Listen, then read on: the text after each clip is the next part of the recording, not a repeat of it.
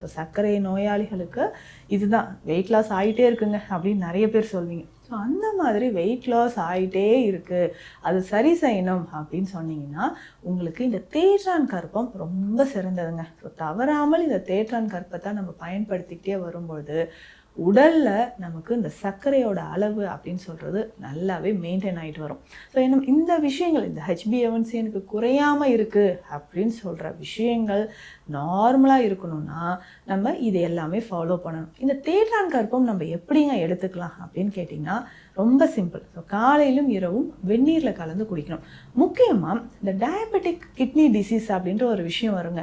இந்த HbA1c level எனக்கு குறையாமலே இருக்குது அப்படின்னு சொல்லிட்டு நீங்கள் வருத்தப்பட்டீங்கன்னா ஒரு குறிப்பிட்ட காலத்துக்கு பிறகு உங்களுக்கு என்ன ஆகும்னா சுகர் லெவல் இன்க்ரீஸ் ஆகிட்டே போகுது. அப்போது கிட்னியோட பாதிப்பு ஃபங்க்ஷன் ரொம்ப பாதிப்பு ஏற்படுதுன்னா அப்போ கண்டிப்பாக நீங்கள் தேற்றான் கற்பம் உங்களுக்கு மிக சிறந்த ஒரு மருந்தாக இருக்கும்.